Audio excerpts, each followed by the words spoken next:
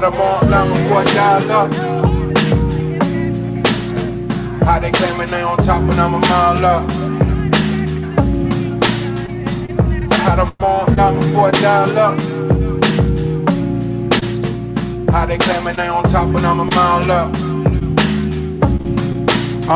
I know the wall's closing in, but don't you dare give up now. Poe believed in me, pull up through some bucks down. Todd told the valet pull the truck round. Push the line up that we drew it, it's just us now. Would you believe me if I told you my granny told me she prayed this? Then booked the surgery just to pull me out of the basement. Right back where I started, nothing to show for a facelift. Got pushed playing Walter White and Davis, never felt so dangerous. The type of power they can't quantify.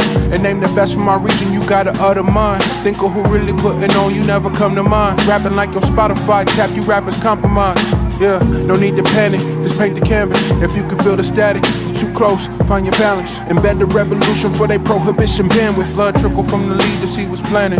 I had them all line before I dialed up. How they claiming they on top and I'm a mile up. I had them all line before I dialed up. How they claiming they on top and I'm a mile up. Boarded that flight to Amsterdam. When my accountant and minus my family found out too and didn't like it. You're not in the salon with Dale said and I thought he was biased. Then I got a Venmo that said copy the finest. Before my foolishness settled in, recorded a whole tape before we got to Berlin. This close to giving up and now never again. Don't overlook the work and come expecting to win. In the end, my word never put nothing over the squad. Got it right up under their nose and fight a facade. Off the cliff with broken wings, I'm aware of the odds. Enough faith for us all, I'm the one for the job. Most days, catching sun rays, baby, look like the front page. Overthinking what they might say, have it your way. Yeah, the biggest threat is something they never seen. Dial it up, patch me into the screen. I had them all line before I dial up. How they claiming they on top and I'm a mile up. I had them all line before I dial up.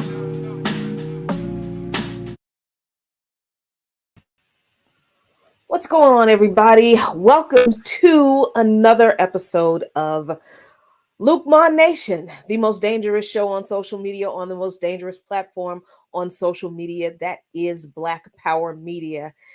Oh, if it seems like I'm tired, I am, because it's been a wild couple of weeks. Just kind of crazy how things have happened. But I'm here for it. I'm thankful for it. And I wanted to make sure that before I go on to the next thing that I had the next opportunity that was put before me, I shared some of the last one with you all, our Luke Mon Nation family. So thanks y'all for hanging out with me just for kind of a fun kind of show tonight. Nothing really, really heavy, really, really serious, because it's enough of that. And it's been a long week, on By Any Means Necessary. That's my day job. That's what I do every day. Talk about these news stories, what's going on in the world, and it can weigh on you when you are also organizing and when you are also active in your faith community and in a very political way, intentionally. So yeah, it's been a lot. So I just wanted to take some time to share with you all some of the sights and sounds from Venezuela, which I just came back from last week. I think I've literally been home for like maybe a week, 2 weeks, probably 2 weeks, I guess. And I'm off to Cuba tomorrow. So I mean, I have to tell y'all, it has been these trips happening, these opportunities presenting themselves for me has been like the realization of what the Orishas said to me back in October in Colombia. And it's just wild how I just kind of had this realization yesterday. How I was just sitting there talking about, going through my little checklist of things that I need to make sure that I have, for Cuba tomorrow.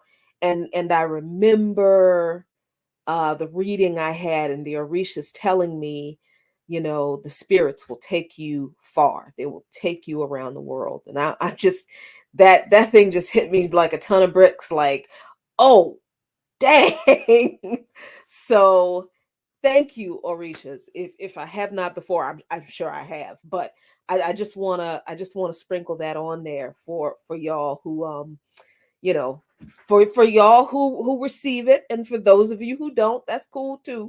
But I'm going to talk a little bit about spirituality, believe it or not, in this Venezuela trip, because it showed up in a way that I was not expecting, and it was very, very cool. So listen here. Look, if you are not a subscriber of Black Power Media, you should be by now. Subscribe to Black Power Media. And when you do, click the notification bell to make sure you get a notification for when everybody on this channel goes live. Lots and lots and lots of content, a little bit of something for everybody. You can also support Black Power Media. That's Brewski, acting like he's the thirstiest dog in the world right now, and he's just not.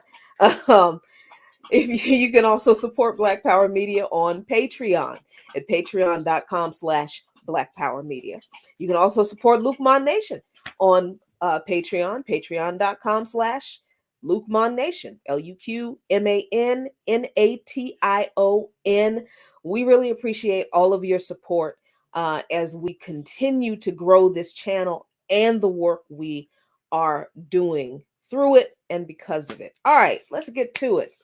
I can't share with you every single picture and every single video because everything is not fully translated yet, and that will be done. So I'm going to share those things with you on the channel when I get them translated. But I'm going to share with you some thoughts that I was having as I was going through things, and some of the videos that I did capture. So let's get to it. Shall we? Yes, we shall. All right. So this is oh, what are you doing? Oh, this thing just never wants to act right when I want it to act right. Always acting a fool. Acting a fool. All right. Don't want to do that one. Okay. We'll do this one. That's fine. I don't care if you don't want to share that one. Sorry, folks. Always some weird technical glitch that we have to deal with. And sometimes you can plan and do as many of these shows as you want to, and it'll still just, act like it wants to act regardless of what you do. So let's see if that works a little better. And let's see. It's actually being a real pain in the behind right now. Let me see if I can get this to work. Whew. So I hope you all's day was unstressful. Mine was definitely hectic. I'm not going to say stressful. Wasn't a stressful day at all. Was just a very busy and hectic day. Kind of typical in the life of Jacqueline Lukman. Yes, Brewski in the background acting up. And it appears that I'm having an issue with Google Chrome. I have no idea why that is happening all of a sudden. Let's see what's going on.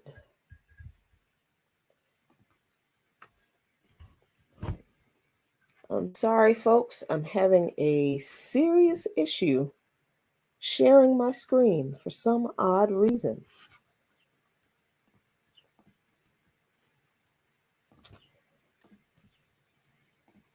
All right. There we go. Ooh, boy. Some days, man, some days. Stuff just be trying you, man. Technology just be acting a whole fool. Okay, let's see if we can get this party started now. All right, let me move my stuff back around where it was, where it made sense, so I can see if I can get this right. Okay.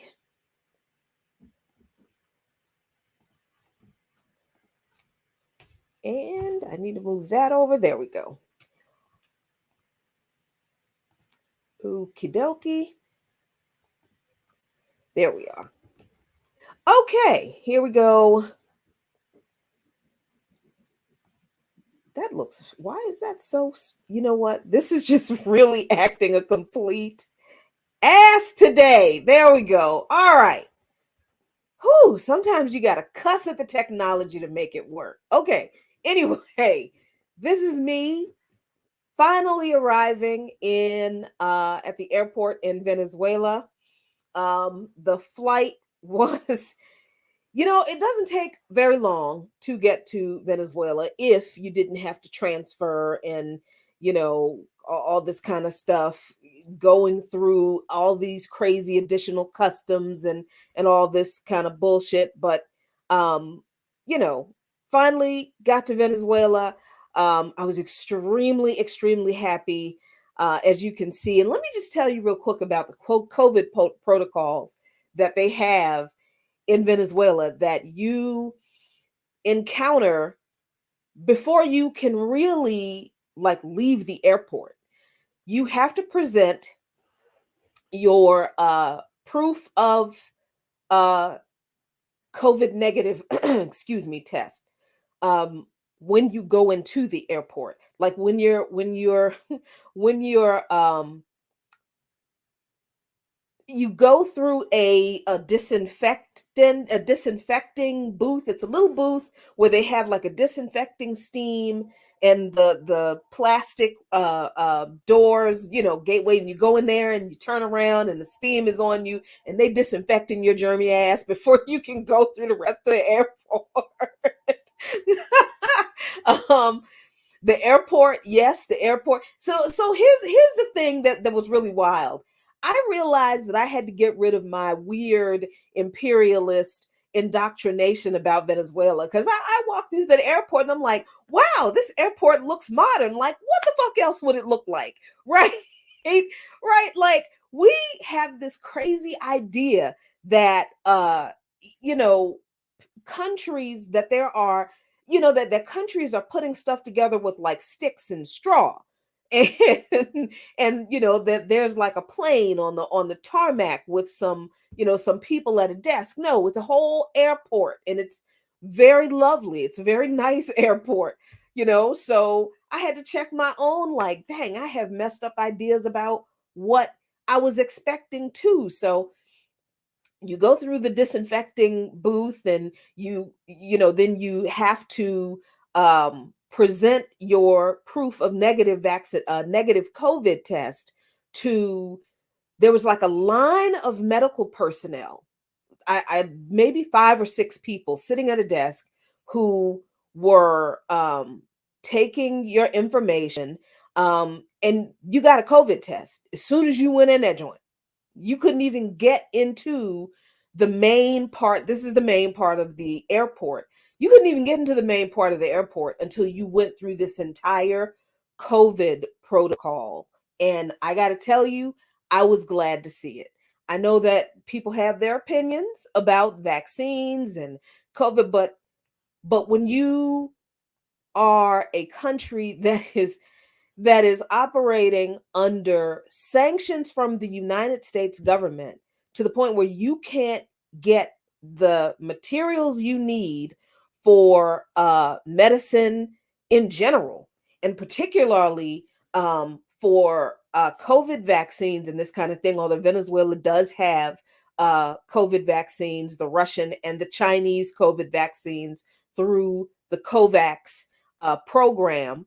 I mean, these people have to be very, very careful about controlling the spread of the virus in their country and making sure nobody else is bringing it into their country. So say what you will about COVID. I don't care. I appreciated that the government of Venezuela took the virus as seriously as they did. You got tested before you could even get to the main concourse of the airport. So this is where we are. We're in the main concourse.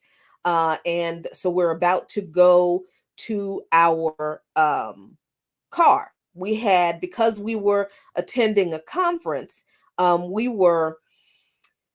had, this is pretty exciting for me, actually. We had an attaché. I was pretty tickled that I had an attaché. I'd never had one before because I'd never been like on a diplomatic anything before.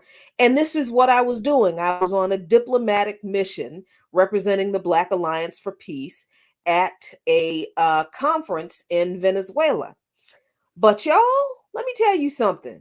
I admit I'm kind of bougie. I'm a little bit bougie. I like some things the way I like some things. I'm all for workers. I'm all for the common man. I really don't need fancy stuff all the time, but there are some things that I just really, really like. And I don't have a problem staying at Holiday Inn. I don't have a problem budgeting. I'm even cool with that as long as there are no cousins running around. You know what I'm saying? But I don't need VIP treatment. But I will admit I am a little bit bougie about some things. That's true. I just am. But y'all, let me listen. When the people shared, when the people brought us to the hotel, and the room they put your girl in, I was just like, I love Nicolas Maduro. On the one hand, I felt bad because I'm just like, look, I don't need VIP treatment. That's not why I was there. I wasn't expecting VIP treatment, but the government of Venezuela paid for 200 people from around the world to come to this International Summit Against Fascism to report on what is going on in Venezuela in regard to their continued struggle against the right-wing element in their country and the U.S. that backs it. And they could have put us anywhere, but they put us. This was my room, and I was just like, this. It was unnecessary. I felt a little weird about it, but I was appreciative that, first of all, the government of Venezuela would foot the bill for people around the world to come and see for ourselves what Venezuela is like and their struggle and all of that. But I appreciated it even more. My little bougie side appreciated it even more because, yeah, that was my kind of vibe. Totally my kind of vibe. So there's a little more, couple more views of the room. That's the bed. It really was lovely, and that's me. That's me in one of my favorite dresses. I got to wear a lot of dresses on this trip because we didn't do a whole lot of walking.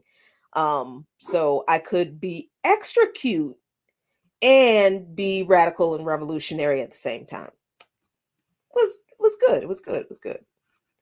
So that was the introduction to my stay in Venezuela. Just not expecting all of what they did. You know, this is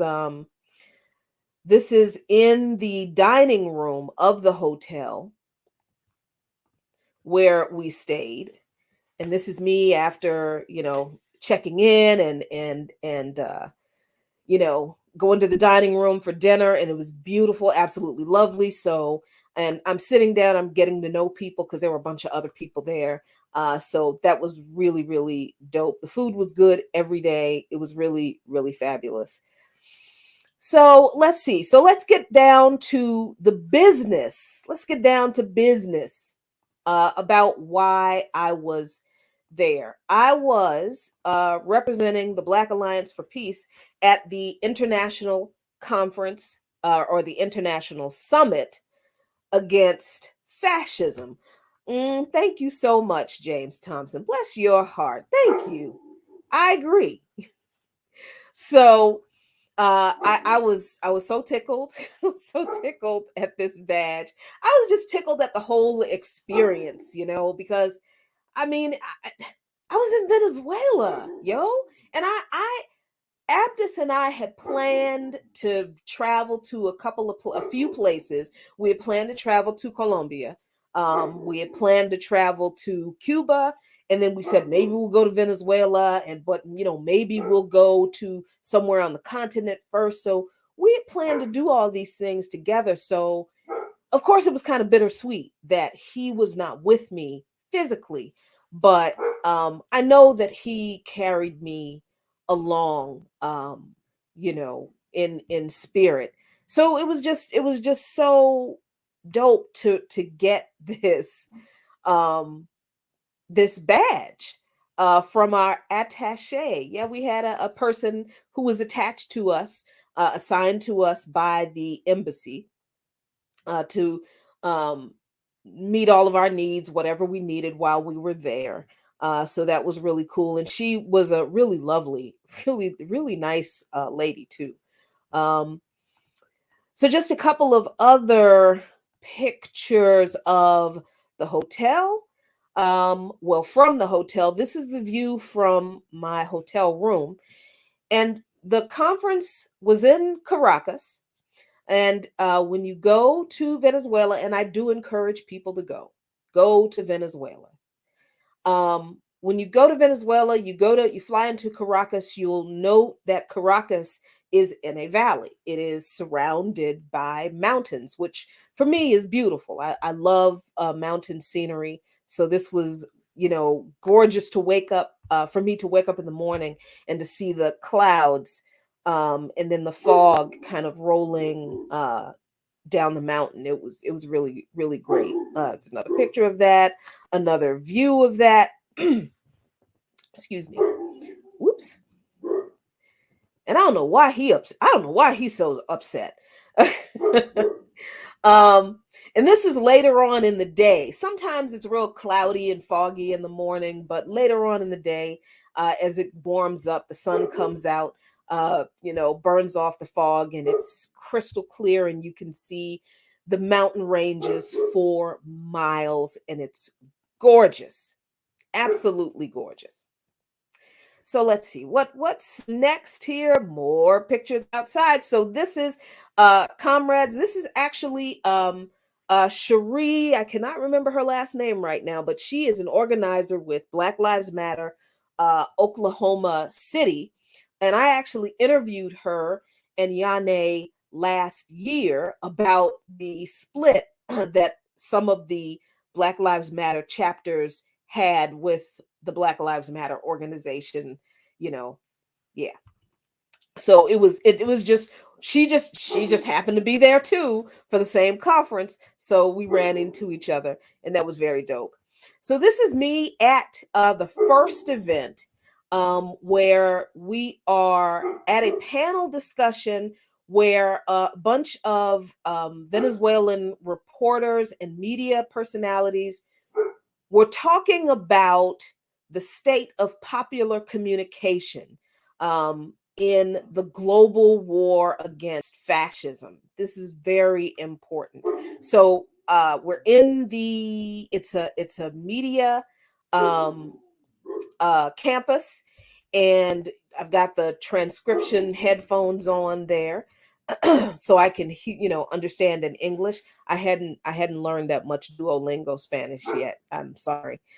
Um, so this is the delegation that came to the conference. This is pretty much everybody. 200 people from 20 countries, I think it was. So this man these are kind of out of order. So let me, whoops.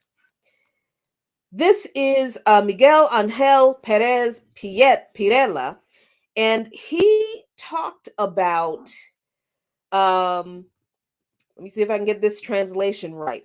World War 2.0. This was his presentation.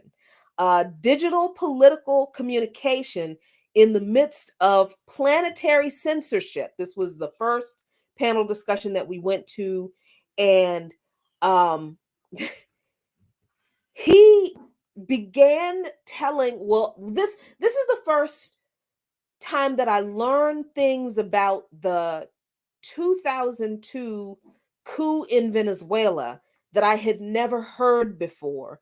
And that's why this that's why this conference was so important, because they gave us information about that coup and the US involvement in that coup and the media's involvement in that coup that we did not hear in the US. And I'm going to tell you some of that stuff because it's very, very important.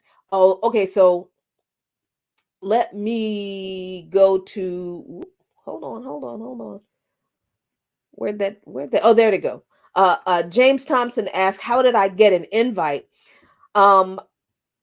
The national organizer for the Black Alliance for Peace, Ajamo Baraka, enlisted me to go. So that is how I was literally assigned to represent the Black Alliance for Peace at this international summit. So Manny, yeah, this I was intrigued. And yeah, there's a lot. It has a lot of there's a good reason to be intrigued. Okay, so let me go. Scoot, he's talking. So this is the point in which he's telling the story about how the media basically played the leading role in carrying out the coup in 2002, the media in Venezuela. So he is explaining how one day everybody in Venezuela woke up and the news media was saying Hugo Chavez has relinquished, he's resigned. And people are like, say what? And they don't get, there are no details. All the media outlets are saying this. They're giving no details. And then, a day or so later, there's no Hugo Chavez. Nobody knows where he is. So one morning, well, the next day or the morning, 2 mornings later, one day or the next day later, all of the morning news programs are broadcasting that, yes, we have a new president and it's wonderful and isn't it so great and all this kind of stuff. But for the rest of the day, those same news channels broadcast cartoons all day long, because what they were saying about Chavez relinquishing the presidency and there being a new president, it was lies, and they knew it was lies. So he's explaining this, and they've got pictures and video of the footage from the coup and the aftermath of the coup, because the coup was overturned, and I'll get to that, of the coup on the screens behind him. And that's why I took so many pictures, because there were so many images that were shown on the screen that I'd never seen before, that are very, very important to understanding the role the media played in this coup. And it should help inform us of how important a role the media has in what is going on right now. So let me keep on going. So as you can see, this is Hugo Chavez behind him. And he's, talking about how, the people overturned the coup, and he hadn't really fleshed that out, given it, the full detail yet.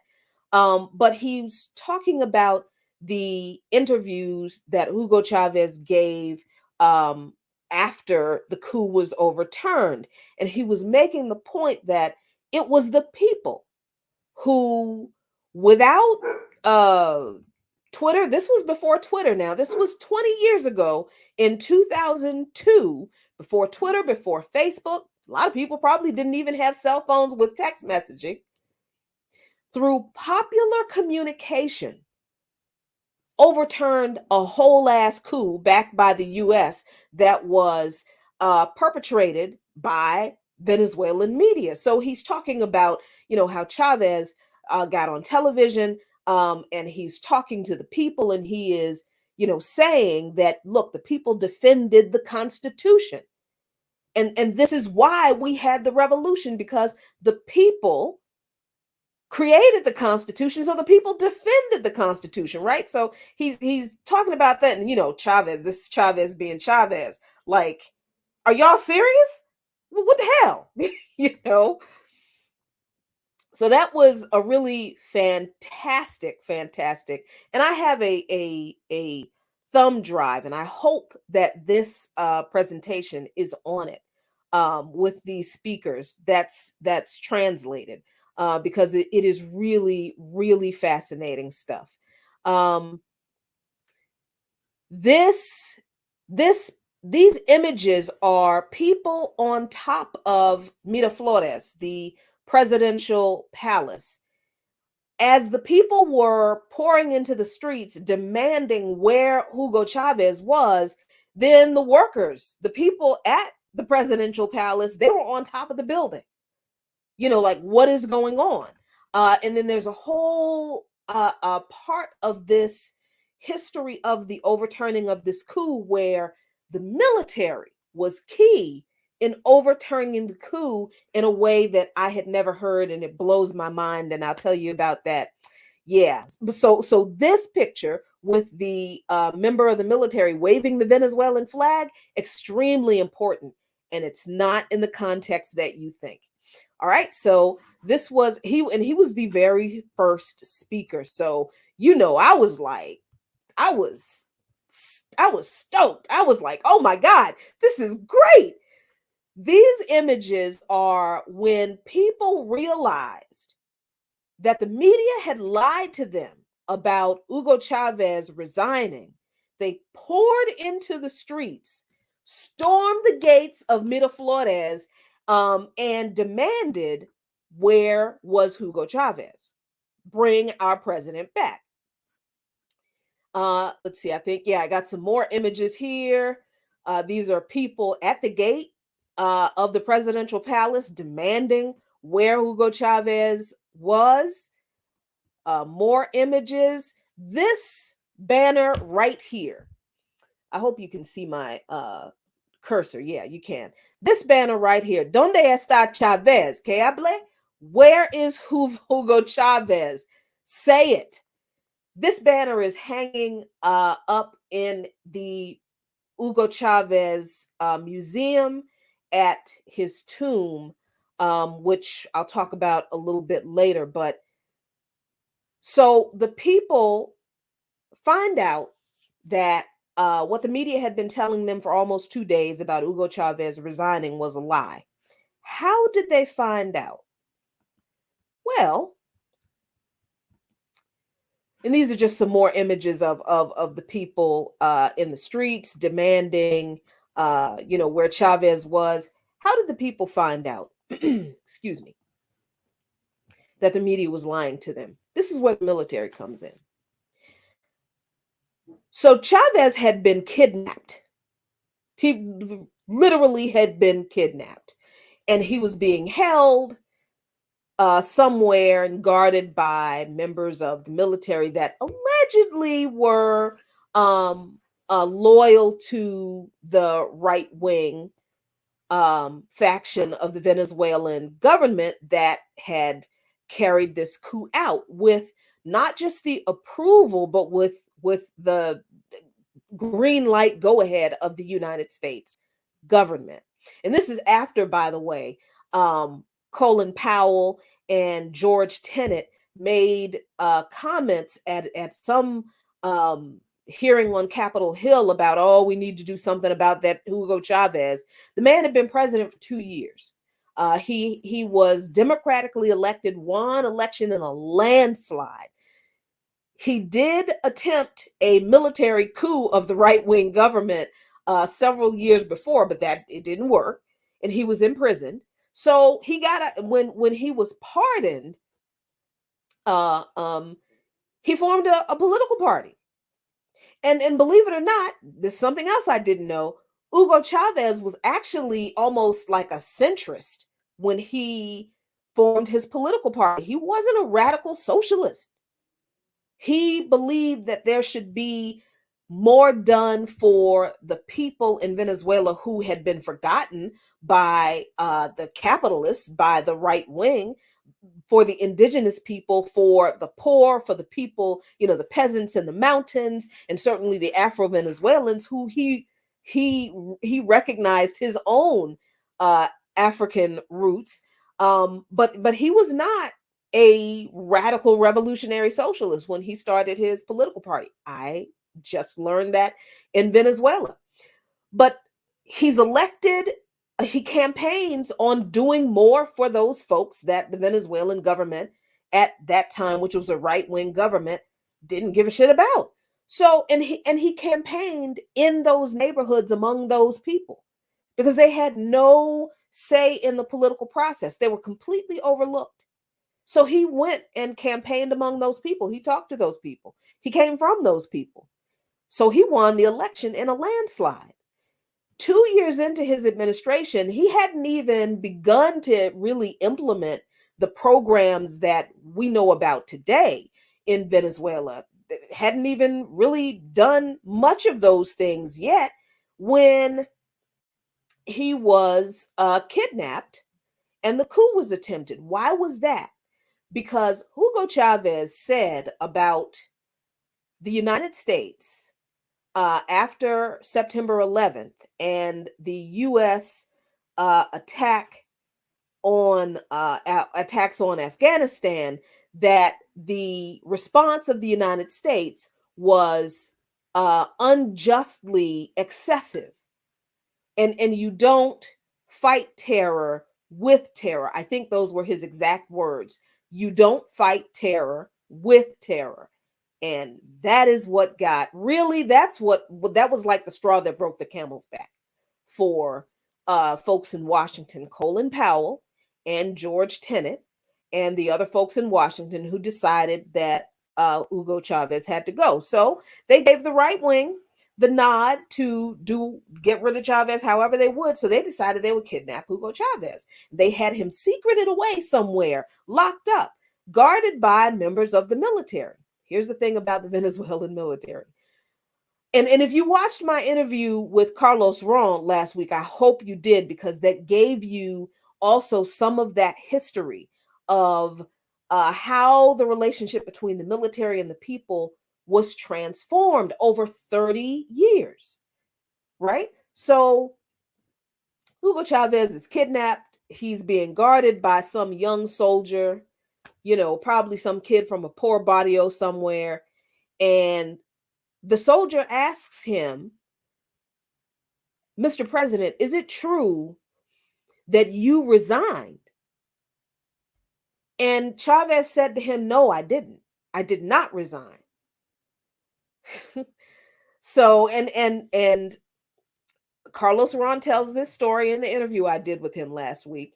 And they actually, I think, said it here too. So the soldier told him, what you should do then is write a letter saying that you didn't resign. Write a letter saying that and put it in this trash can, because and I'll get it. And I'll pick it up. Because see, if you put it in the trash can, nobody's going to watch it. Nobody's going to pay any attention to it if you put it in the trash can. So you put it in the trash can and I'll get it, and I will take the letter and I will give it to whoever you tell me to. So that's how the letter, written and signed by Hugo Chavez, saying that he had not renounced the presidency, got to the public.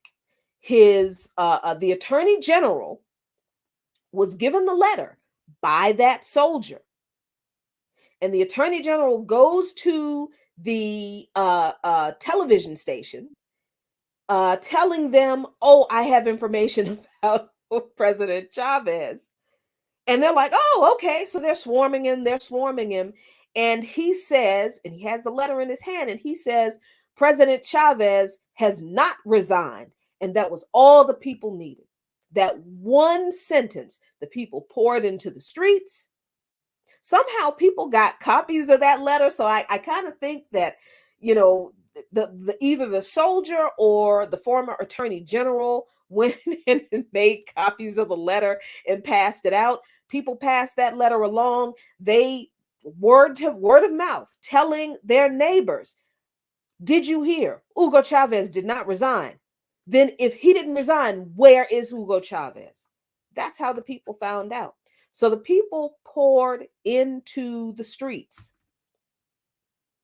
demanding the return of Hugo Chavez. And then when they were confronted by the military, there were some members of the military who shot at some of the people, but the military was convinced by the people who came to Miraflores holding up copies of the Constitution. Why was that important? Because for the first time in probably the history of Venezuela, as you heard Carlos Ron say last week in my interview with him, the people contributed to the new constitution that Hugo Chavez had implemented. That was the first thing he did when he became president, was to get the people involved in writing a new constitution. So the people come to Miraflores, you know, with the banners, where is Hugo Chavez? You know, copies of copies of the letter written and signed by Chavez saying that he didn't resign, and copies of the Constitution. And they're telling the members of the military who came from the same poor neighborhoods they did, the soldiers, not the officers, but the NCOs and the soldiers. And they held up the Constitution and they said, your job is to defend the Constitution. We, the people, we wrote this Constitution. But the people who have kidnapped Chavez, they are violating the Constitution. Aren't you going to stand up for your Constitution? And then that's how the military turned around and was like, you know what? Nah, where's Hugo Chavez? So that is why what happened in Venezuela 20 years ago is so incredibly important to the fight against fascism, because the right wing in Venezuela still exists. It is a completely democratic political process. So no, they didn't eliminate the right wing. Then if there was no opposition, then there would be no democracy. You'd see what I'm saying? As appealing as it might be to do that. But the right wing is still active, and they're still trying to dismantle the socialist programs that Hugo Chavez eventually warmed up to after the coup. So yeah, so that's some of that story, and that was just, man, that was just so incredible hearing just how that happened. That, unless you know where to look in the United States, unless you were serious about political education back then and since then, you would never have known it. I certainly didn't know all of those details. So this is the second panel. And this woman is a journalist from Lugansk, I believe. Lubova Alexandrina Korsakova, I believe her name is. And I did capture, let's see. Yeah, I'm going to share. Whoops. Sorry. She is from Lugansk. And let me share a part of what she's saying. It's not translated. But if I remember correctly,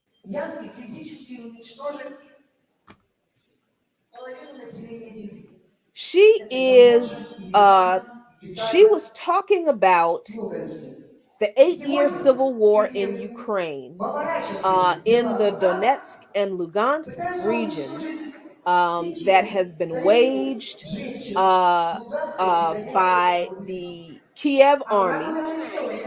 She talked about the neo Nazis. She specifically mentioned the Azov battalion. Um, she specifically talked about the coup in 2014, and the referendum vote that was ignored by Kiev and Washington. And yes, Big Teal, Donbass was there too. Yes. So she was talking about the fighting that's been going on for 8 years, and that's continuing now. So this was really, really important. And I just haven't had time to get this translated for you to see what she's saying, but I will, and I will share it with you when I do. But that was incredibly important, that she shared that information with us. And of course, we already knew that, but it's always different when you hear people from the region sharing that information, telling you the truth. You know, that there is that's not confirmation bias. That is, just confirmation of the truth. Let's see. So this was a rapper. I can't remember his name. Don't ask me. I can't remember. But this was a nice way that they ended the presentation. There he is.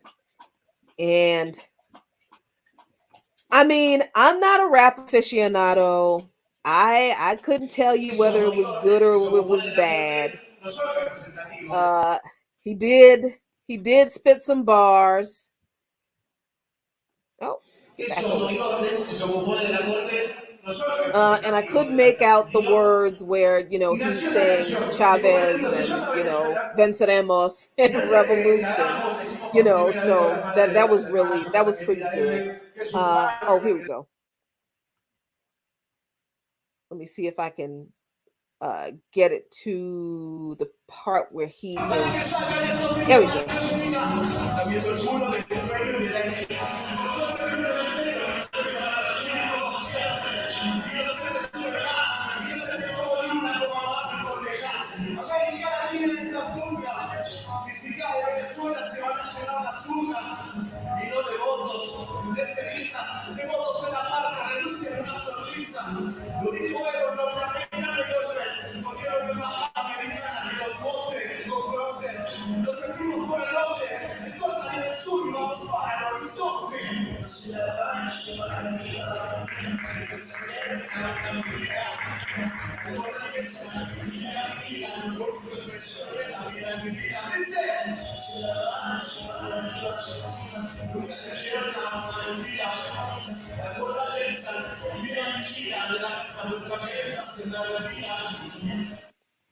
So, I don't know. It was okay, I suppose. But it was good to hear, I think, revolutionary music um in a revolutionary country, right? I thought that was pretty dope. So this is just some just random kind of art that uh that you'll see around Caracas as you're driving around. This is an apartment building, and there is this really lovely mural on the building. This is not uncommon. This is kind of all over the place.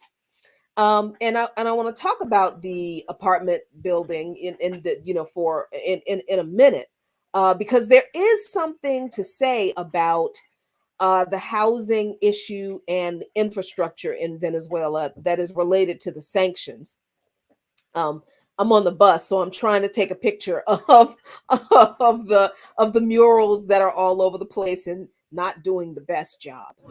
All right, so this is actually later on in the day. This was day 2, I believe. The presidential palace. As you can see, with all the guards. And we are actually going to Miraflores, which is the presidential palace in Venezuela.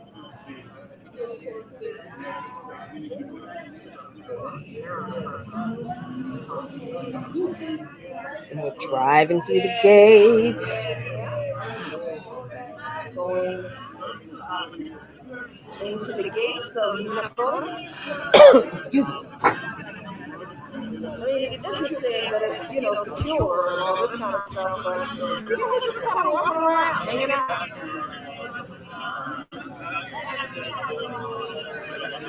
And maybe some of the people work here. Yeah, it looks like they work here, but I mean, it's not, behind big old concrete walls. So very excited. I think we are about to go in. And maybe President Nicolas Maduro. Check it out. Yeah, so we did visit after that after that first panel discussion. We did go to, I keep calling it Miraflores, but it's Miraflores, I think, which is the presidential palace. And we did, in fact, this was so exciting, did, in fact, attend. We were actually the special guests. The entire delegation was the special guests of President Nicolas Maduro. So your girl was like 8 rows back from President Maduro. And this is him. There he is. He's very kind and congenial, and not surrounded by a whole bunch of wild security. There was a couple of military guys up there. Sorry about the shakiness, but he's just there. Let me get to a picture that's actually clear. There you go. Yeah, so that's his security. Those 2 people right there. And he's just sitting at a table in the room. Just, there he is. It was really fabulous. And I have to tell you, this is Maduro standing up. Yes, Leah. This was where Rania Khalek from Breakthrough News got to make her comment. They had pre-selected people from some of the delegations to make comments, and Zoe Pepper Cunningham and Rania Khalek were chosen from the U.S. delegation. So sadly, I didn't get to make a comment for the Black Alliance for Peace, but I was glad. I was just glad to be in the room. Just glad to be in the room. And I got to tell you, I know he's a politician, just like, he's a politician. But he did not seem to me to have that air of I'm an important person like we are used to politicians in the United States having. And of course, I think it helps. I think that comes from the fact that dude was a bus driver. I mean, he was a bus driver. So he was a bus driver who just happens to be president of Venezuela. And I really just got that kind of non-pretentious type of feeling from him. If you can get a kind of feeling from that, he just didn't have that air of pretension about him. It wasn't created, where there's all this extra security and he's untouchable. And I mean, you can't just walk up on Maduro. But it was clearly not the kind of situation that would ever happen in the United States with any president ever in life. I don't think so. Yeah. So he is talking. Yeah, and it was just great. It was just great. And this is me on the bus afterward, just like it was just great. I was extremely just tickled and honored, and I mean, just like, damn, man, I'm just this chick from Southeast DC, from little town in Jarrett, Virginia, in the same room with Nicolas Maduro. That says something about something right there. But so that was that, and that was when Maduro talked. He talked extensively about the 2002 coup, showed a lot of video footage that I'd never seen before. Very interesting stuff. I honestly have not had time to look at that thumb drive that they gave us, so I have no idea what's on it, and I hope that some of that footage is on there because it is fascinating. So that was just, I was on cloud 12 at that point. But let's see. But that wasn't it. That was not all. There was more. There was more art to see. Oh, what am I doing? I'm clicking the wrong button, clicking buttons that I shouldn't be clicking. Yep, there was a lot more art to see. Some graffiti. There was just a really messy piece of tape on the window. Really beautiful countryside. I was trying to catch an image of this statue right here, and I tried for 3 days to get an image of this statue, but I could never get a good picture of it because it is so. And I tried again a little bit later on. I got a little bit of a better picture of it, but it still does not give it justice. It is so good. But this is some more mural art, just,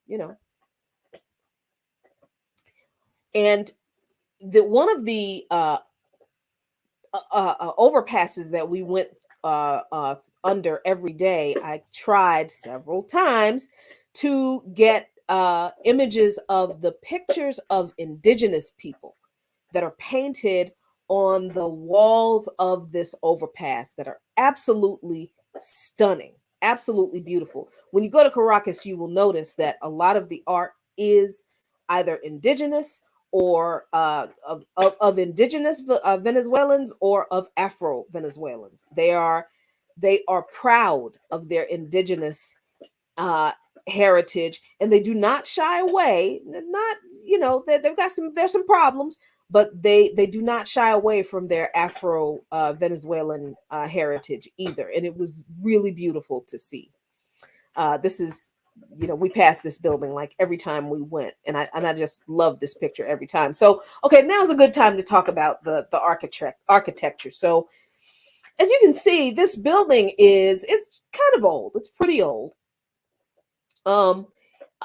And you see that a lot around Caracas. A lot of the apartment buildings are, they're high rise, they're, clearly high density, but a lot of them are very old, but there are a lot of newer buildings, very high rise buildings, newer buildings that are kind of, they're not like in one place, they're kind of interspersed throughout the city. But what I notice about the older architecture, I think, is where you see the sanctions show up the most, right? So here's what I mean. So Venezuela controls the oil company, PDVSA. That is pretty much the only industry that the government of Venezuela owns. Everything else, even agriculture, most of it is privatized, owned by corporations in Venezuela. They don't give up their money to nobody but themselves. So the government of Venezuela takes the revenues from the sale of oil from PDVSA, and they use that revenue to do the food program for poor people, to do education. Carlos Ron talked about how they reduced illiteracy by educating the population, but then the sanctions made it difficult for them, if not impossible, to buy school buses to continue educating the adult population. And you see also with the age of some of the apartment complexes that the sanctions make it difficult for the government of Venezuela to buy construction materials to update some of these buildings. So they prioritized building new buildings for this 4 million housing unit project that they just completed. So when you go into Venezuela and you go to Caracas, yes, you will see apartment buildings like this that look old and look like they're from like 1970 or whatever. And of course, we with our capitalist aesthetic will go, oh, that just they're a poor country, and there is poverty in Venezuela. You can see, sadly, people, there was at one point, some of the businesses had thrown their garbage, put their garbage out, and there were people going through the garbage looking for food. Yes, that is a reality, but that is a reality because sanctions make it so incredibly difficult for the Venezuelan government to provide for their people, the poor, the indigenous, the Afro-Venezuelans, the people who live up in the mountains, the peasants, and the working poor in the cities. So they're not able to do as much as they want to do because the sanctions constrain them from doing that. But you know what you're not going to see when you go to Caracas? Homeless people. Like, it really struck me that even as I saw, obvious poverty in Venezuela, and I was so angry because I understood that this is what the sanctions do. And Americans who have no political education will come to Venezuela and say, oh, this is what socialism does. Oh, this is a socialist utopia. And they use those kinds of scenes and incidents as excuses to demonize socialism. But socialism isn't the problem. Sanctions are the problem. U.S. sanctions are the problem. And it is the capitalist class in Venezuela refusing to share their resources with the rest of the people. And the sanctions against the Venezuelan government, keeping them from being able to expand the programs that they implemented to provide food and housing and education for the folks. That's sanctions. That's not the problem with socialism. If the sanctions were lifted, oh my God, the people in Venezuela, what I just described to you about people, a few, and I'm not like talking about like hundreds of people. It was literally like 7 people. That would not be a problem. But you see, this government and the capitalists in Venezuela continue to impose the sanctions to create these situations so that they can continue to have a narrative to use. Oh, well, if socialism was so great, why are there people digging in the trash? Well, you know what? If capitalism is so great, why are there homeless people camped out in front of Union Station, but there ain't no homeless people in Caracas? Socialism is why there are no homeless people in Caracas. And the sanctions is why the government of Venezuela doesn't have as much money as it should to house and feed everyone at the level that they want to. That is the reality in Venezuela. And I am actually really honored that I got a chance to see it, and I got a chance to sit with comrades who were Venezuelan and who have been going to Venezuela for years, who helped me work through those contradictions. So that, I think, was very, very important. And I'm glad I was able to share that with you. So let's see what else. Oh, this is my same. I really just like this mural a lot. I just do. More murals. The tape smudge on the window messed up this mural, but yet another mural, really, really beautiful. More and more murals. And this is, of course, Simon Bolivar. This is in a museum that we went to, where we went to another panel discussion. And this one was really, really interesting, because this panel discussion featured, and this lady right here is one of the speakers, featured some of the people who were directly involved in overturning the 2002 coup. And this woman was shot in the face by the Venezuelan military, who were the military who shot at the people. They actually didn't want to shoot at the people. They were forced to shoot at the people by the generals. So this woman was shot in the face, survived, went down to join the protest, shot in the face, goes, she's taken to the hospital, and they try to tell her that, look, you're shot, and you know, they give her some kind of treatment, but basically she ended up going back out, because she was determined to not, she was determined to stand up for the Constitution that she and people like her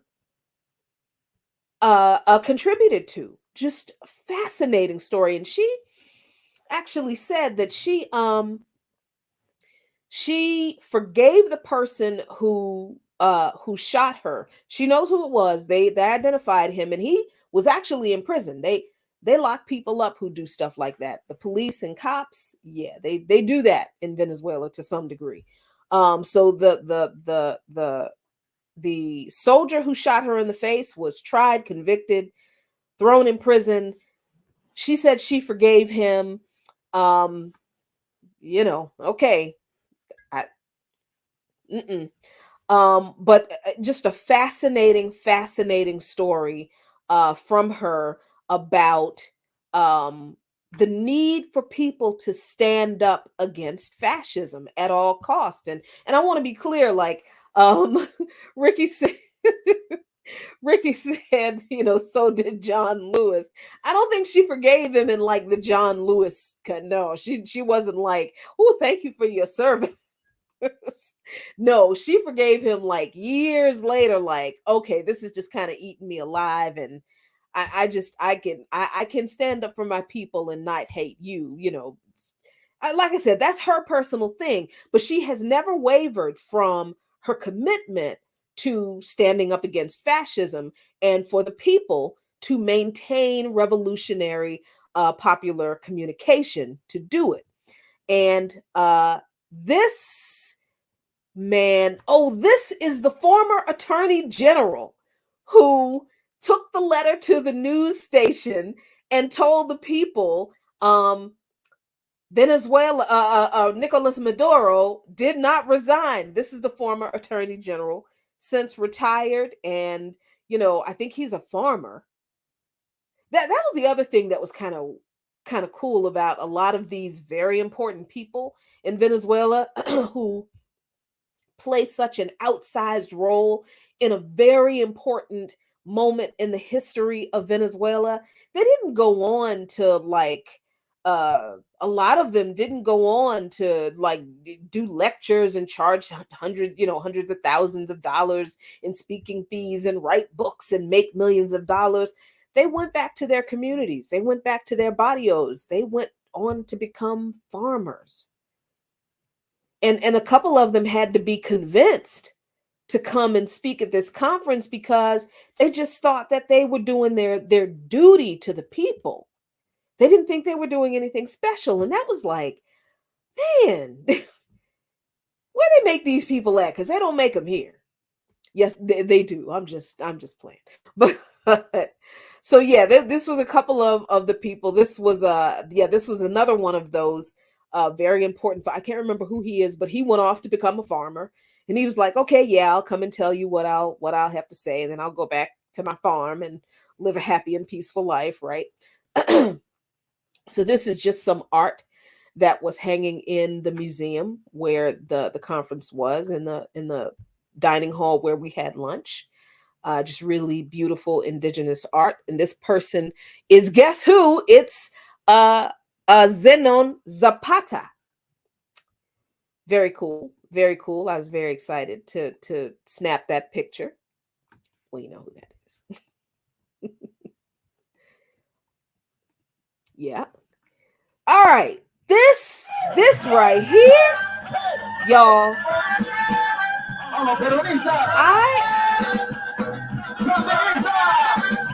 I didn't know what to do. I didn't know what to think, what to feel. I was all over the place because I had never been in a situation where the military and the police are celebrating a revolutionary victory together.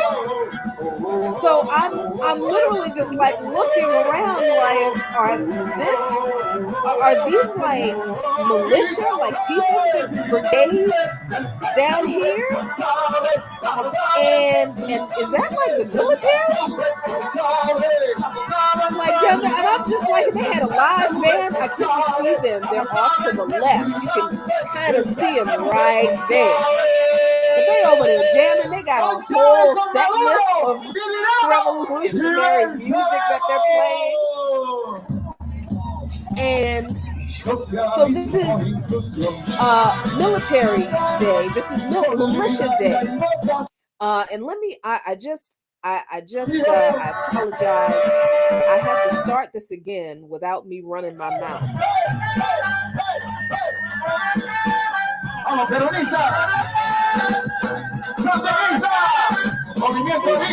Flag from Bolivia.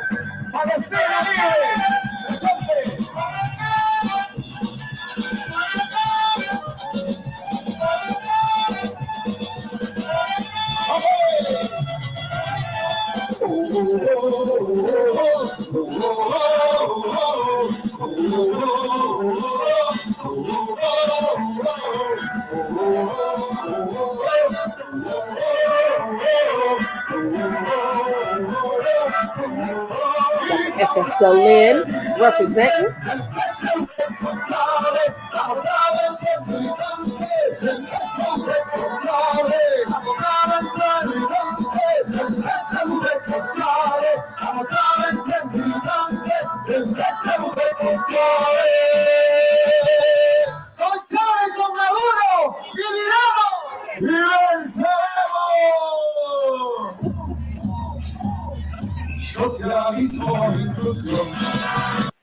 Socialism and inclusion.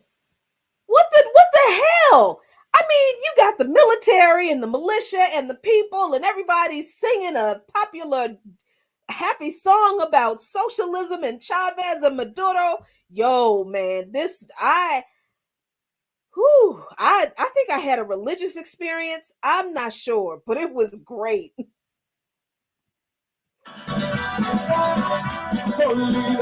This is the Bolivian flag. Oh, I can't remember the formal name of the Bolivian indigenous flag. I apologize.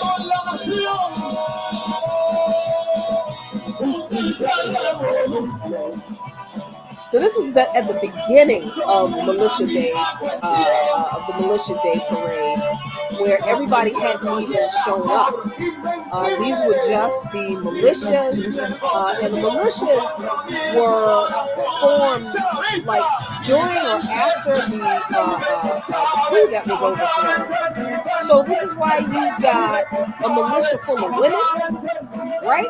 And then you've got, and later on, I have some video where there are different signs of different militias representing different barrios.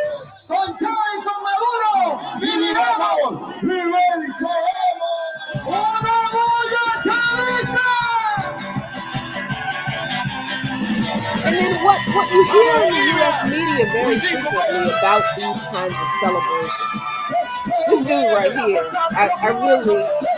he really made me happy. I could not be as happy as he was, but that dude, he was celebrating himself some socialism.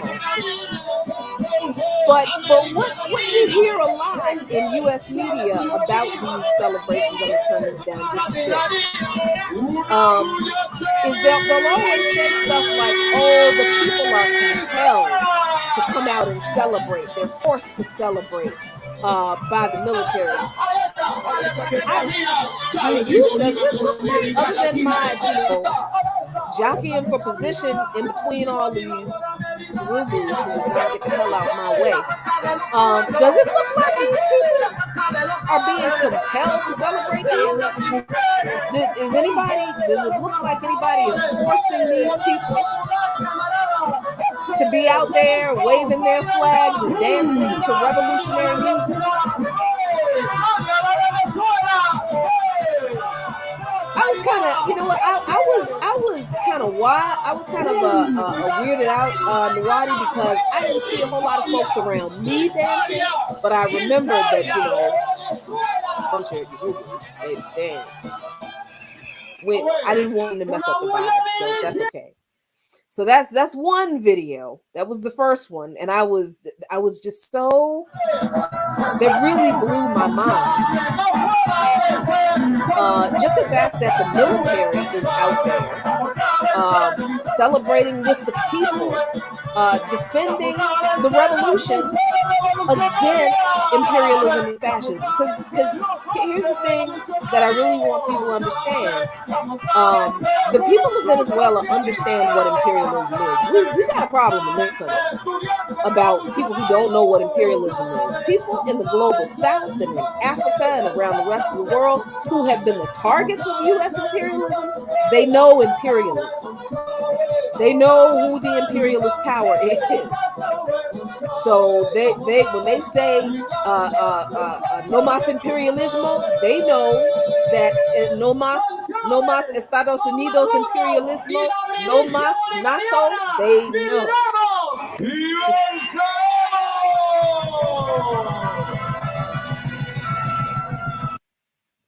So yeah, that's another video that I just really had such a great time out there on Militia Day, and I took some more pictures, a little bit more close up of some of the militia members, and I try to respect people's privacy and everything, but if you'll see a lot of Afro-Venezuelans.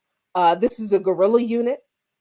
And I took I was taking a picture of one young brother, and I gave him the power sign. He gave me the power sign. I was tickled. I had a moment. It was great.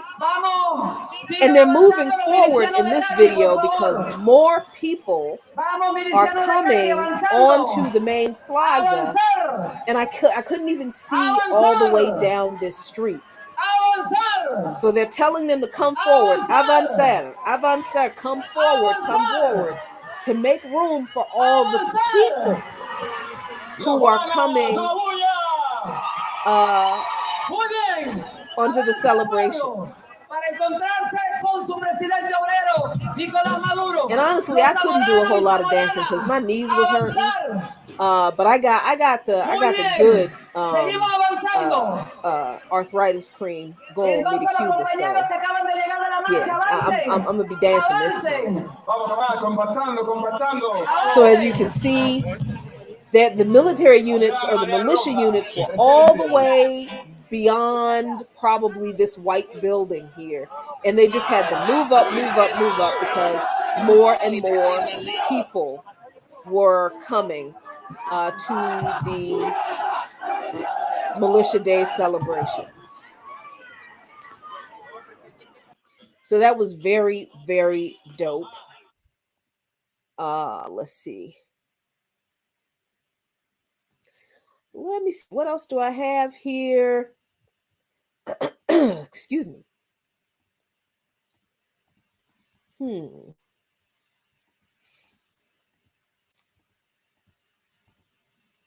Oh, okay. Yeah. This picture is when people pretty much filled the whole area. And this was probably 15 minutes later. And people are coming up onto the sidewalk from all the way in the back. And again, I can't even tell you how far this goes back, but people began moving as much as they could, filling out the sidewalk coming up. It was just, it was amazing.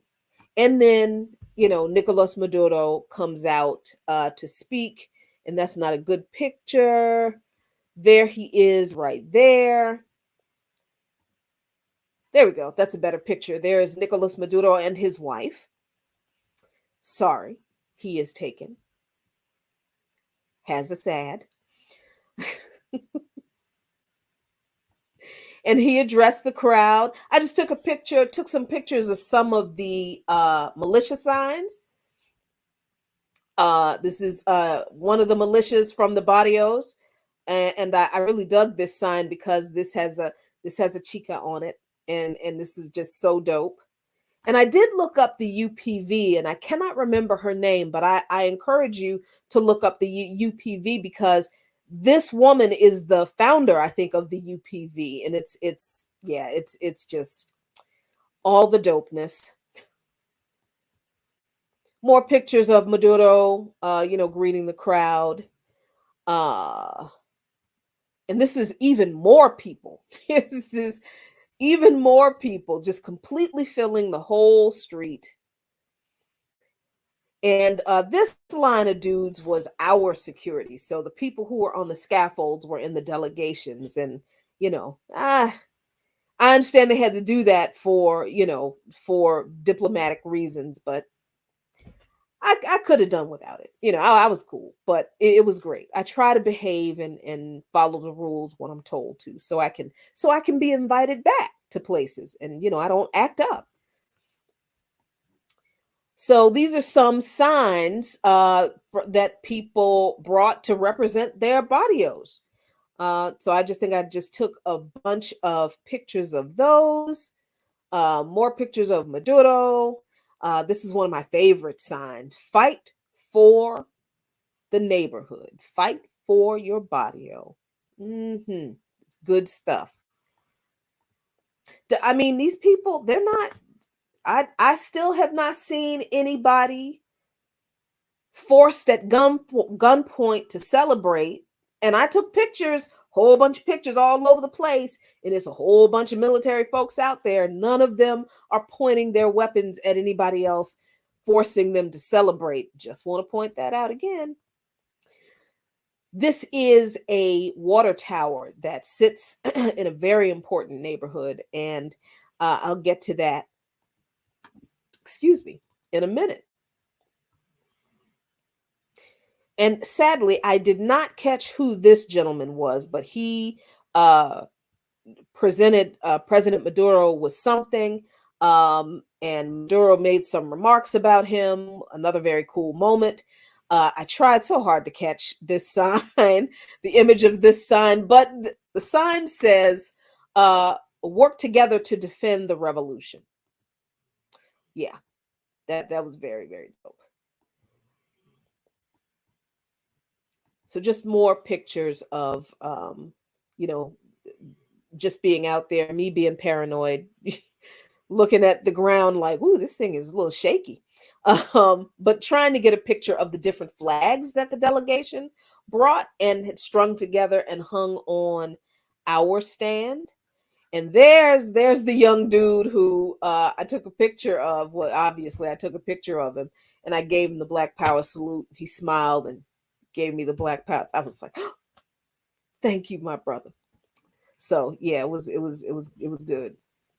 This was great because remember what you saw in the footage of the coup where the people were on top of Miraflores, you know, demanding that Chavez be returned. How about the people are on top of Miraflores celebrating the anniversary of the overturning of the 2002 coup?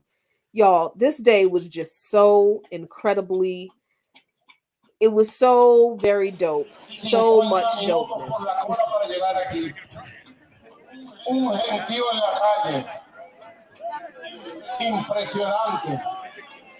Venezuela es impresionante cómo se está arreglando, cómo se está recuperando, cómo está prosperando. Talk that shit, Nicholas. Talk it. Paso a paso.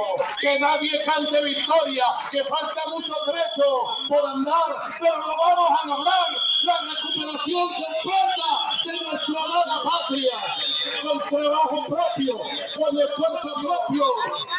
It's just really, really, really cool.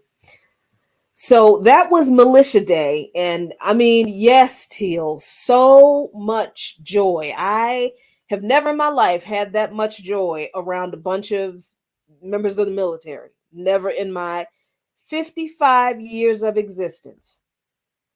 So I really feel like this is a reflection of what it means when the state is controlled by the people, when the state is the people.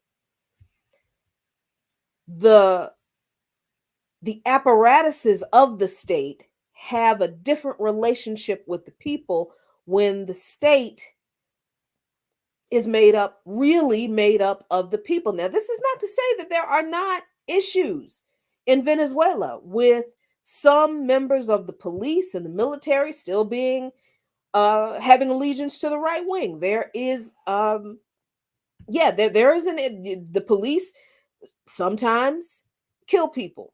There is a problem with femicide that is happening largely on the border with Colombia.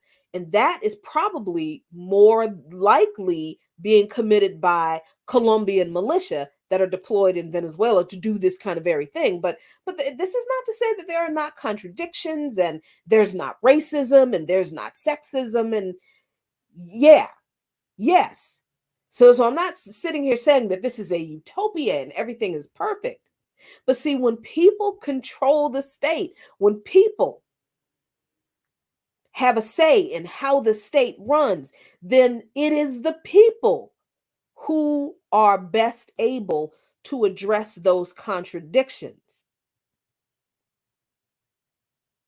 And it is the people who holds the state responsible for not letting those contradictions continue to fester, which the people in Venezuela are doing. The organizing around those issues are happening in the barrios, are happening in the neighborhoods. The people are doing that work. So, folks, let me say this to you with all of the love and respect and comradely admonishment that I can give you.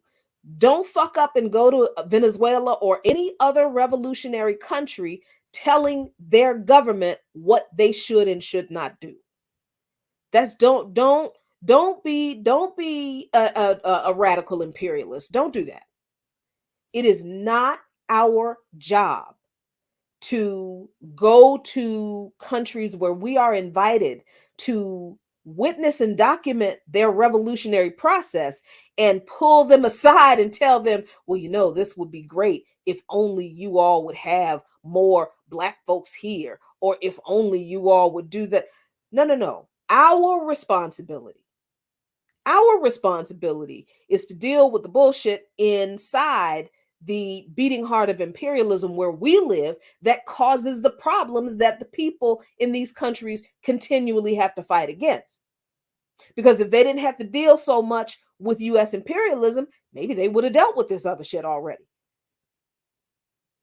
But they are They are walking and chewing gum at the same time. They are fighting U.S. imperialism.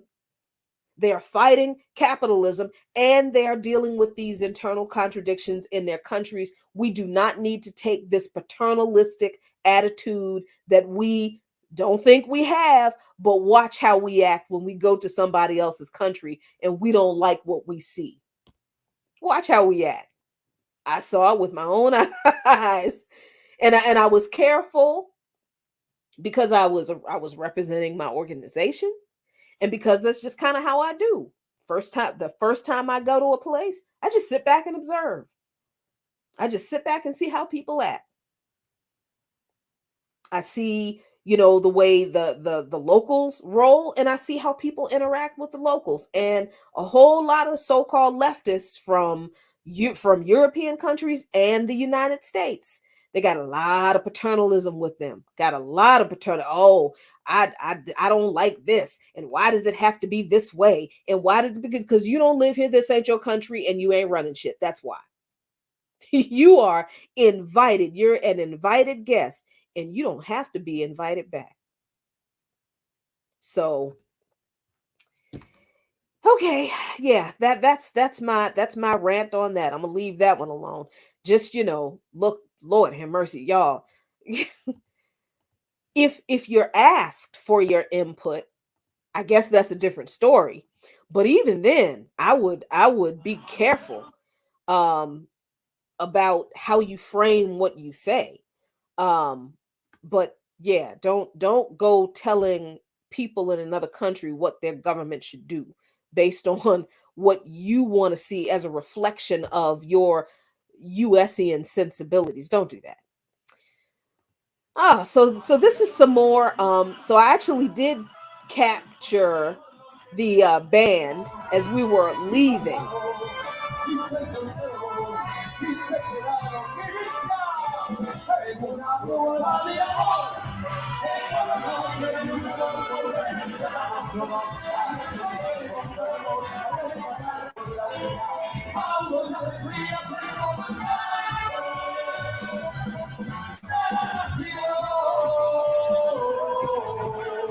They were jamming. They were straight jamming for like 2.5 hours. They were jamming. And so was I. Even with my bad knees, I sat down and I was jamming, sitting on that step. So that was Militia Day in Venezuela. Absolutely fantastic. Woo! I did not think it could be any better, but doggone it, I was wrong.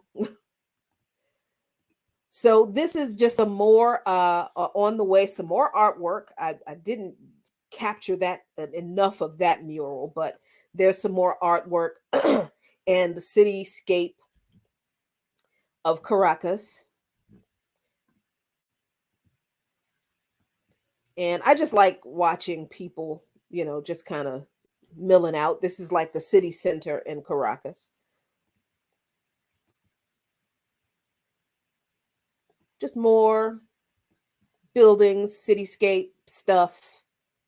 Interestingly enough, you can see the contradictions, right? Because the hotel where we were staying, there's a mall attached to the hotel. And I mean, you know how you always heard that, the stores and the store shelves in Venezuela are empty. It's a whole ass mall next to this mall up next to the hotel. And won't no empty store shelves in there. No empty store shelves. Where the scarcity is more than likely is out in the rural areas, in the mountains, in those far-reaching cities where the government has not been able to provide the people the necessities, the goods that they need because of the sanctions. But that big old privately owned capitalist ass mall, don't just stop believing this stuff people tell you about other people's countries. You got to get a passport and go see it for yourself.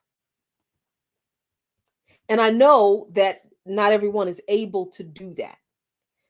So, I don't want to be like those people like, look, you just got to go travel. That takes money.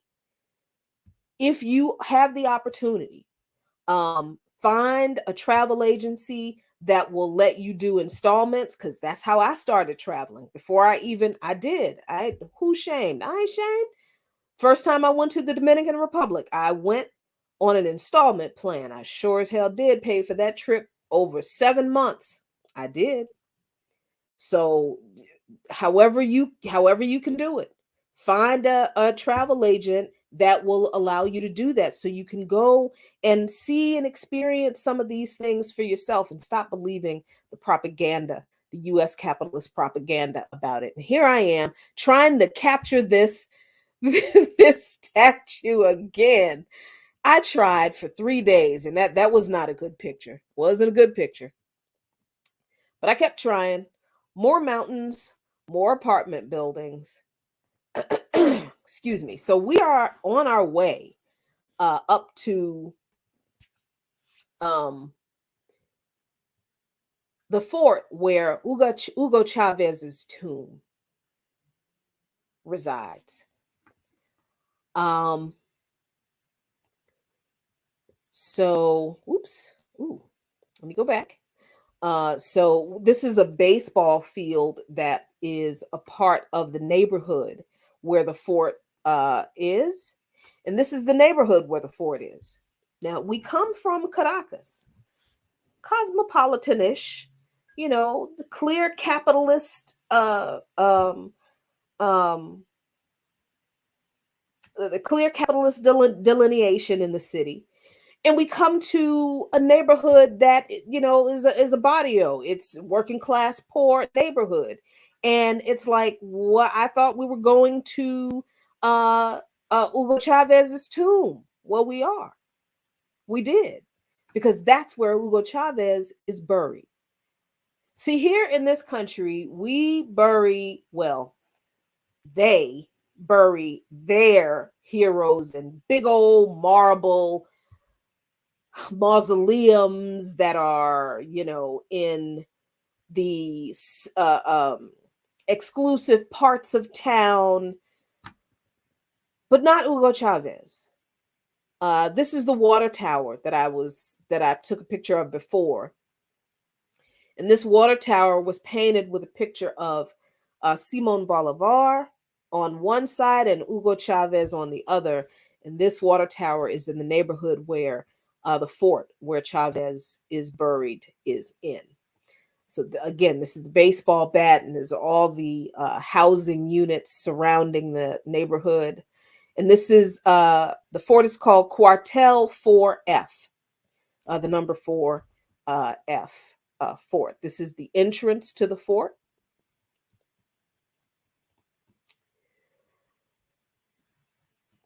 This is one of the flames, the eternal flames at the fort. This is just another view of the neighborhood. It's the people live right there. It's not separated from the people other than, by the gates of the fort, for obvious security reasons, but it's the people. It's right there in the middle of the people. So these are just some pictures of the timeline in the life of Hugo Chavez. This is when he is out in the neighborhoods, in the mountains, in the peasant areas, talking to the people. This was in 1994. This is different times when he was out campaigning.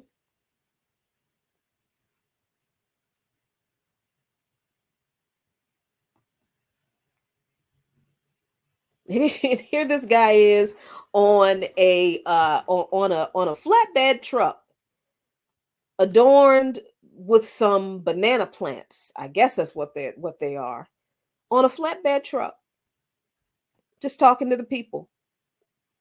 There he is with El Comandante, Fidel Castro. And these are pictures that are outside of the fort.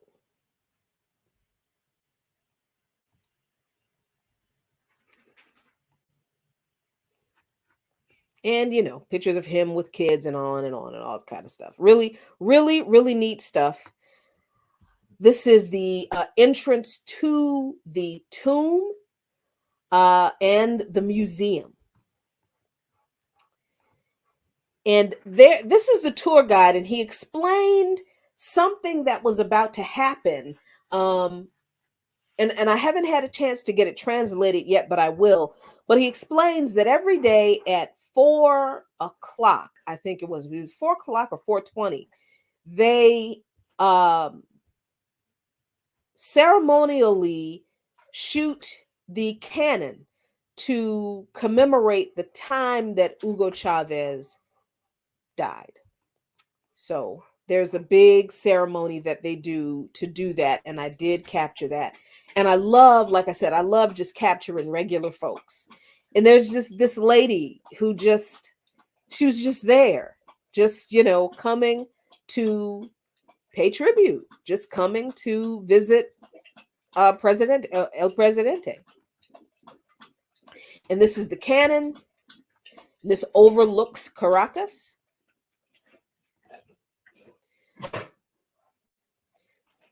So I this is the video, and I can't remember how long this is. So he is, I'm going to see if I can get it. Hold on for a second, y'all. Let me see. This is 8 minutes. Let's see if I can get it to the part where they do the ceremony, which takes a little bit. Oh, there's some guys. Yeah, here we go. Some guy's jacket pocket. All right.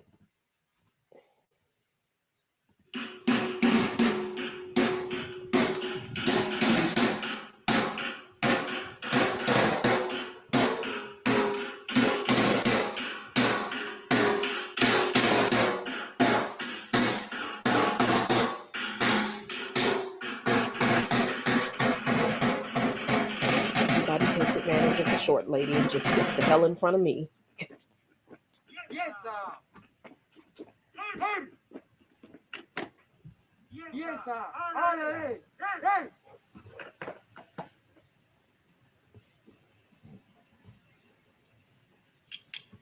Yes, sir. En Barrio.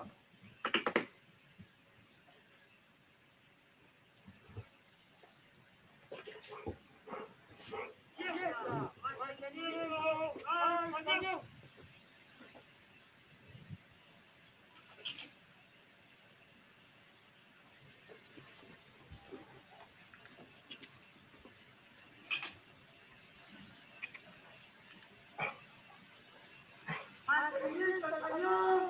Listo. Yes, sir. Cargar el cañón. Esta carga de cañón representa un acto de memoria pública para recordarle a Venezuela y al mundo el pensamiento bolivariano, revolucionario, socialista, chavista y antiimperialista que nos llegó el comandante supremo de la revolución bolivariana. Hoy, al escuchar el estruendo que se va su camarada, debemos de afirmar que la patria sigue. ¡Sí, comandante!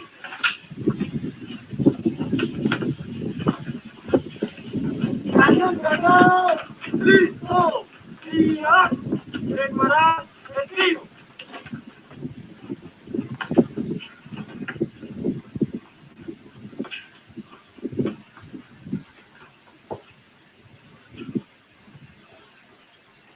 Tiro en honor y lealtad a nuestro comandante supremo y eterno de la revolución bolivariana de Venezuela y del mundo. ¡Listo!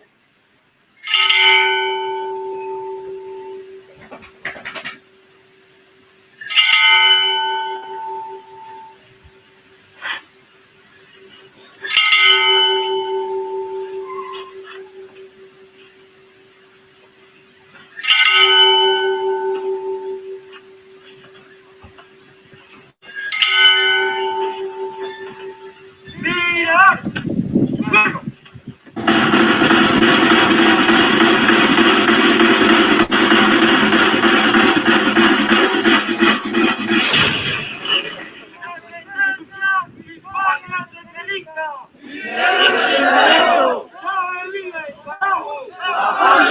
¡Sigue! ¡Piensa! ¡Mantenimiento al cañón!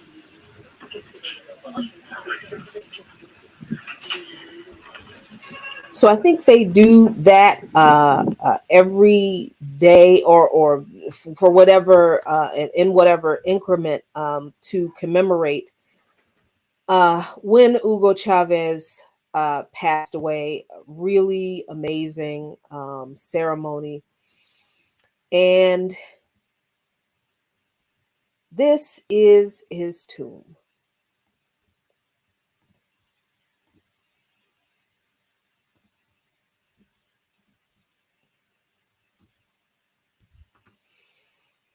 A picture of Simon Bolivar in the middle. And Simon Bolivar, I believe, is or was buried actually at that site also, and pictures of Chavez there. And when I tell y'all that this was a spiritual experience, I'm not even kidding. I was not expecting to get emotional at all, but I cried like a baby. I stood there and the tears it was something else. It was definitely something else. And then there is the museum. And this was the first part of the museum that they take you into, which is the chapel. And this was actually the chapel where Hugo Chavez came to meditate and pray as he waged the military coup. He tried to wage the military coup in 1990. I want to say it was 94. But this is the chapel where he prayed, and you can see in the chapel different representations of there's Mary, there's an indigenous Mary. This is the whole chapel, and our tour guide is talking to us about how Chavez came and prayed. This is the crucifix, the original crucifix that was there for years, decades actually. Other representations of Mary, and of course of Jesus. Another indigenous representation of Mary. Look at that. And this was fascinating. This is a priest. And he's not like, accidentally black. He is black. He's black. They painted him black because he's black. See, there you go. Black priest. This is the Bible that Chavez prayed from and read from. And Mani, I am so glad you asked this question. Because, I'm sorry, let me keep this up here right here. Mani asks, how is religion handled in Venezuela? What's the religious climate like? People in Venezuela are largely Catholic, but they're largely Catholic from a very, I don't want to say liberation theology because it's not quite that, but they absolutely connect their revolutionary struggle with the dictates of the gospel of Jesus Christ. Like the whole reason, yes, David, I'm still on. It's unusual for me to go this long, but I want to get it all in. The whole reason, one of the reasons Chavez moved towards socialism was because of his faith. It was because he saw the importance of defending the people and the constitution that the people wanted, but it was his faith that drove him to see that socialism was how you took care of the people. Why? Because that's what Jesus did.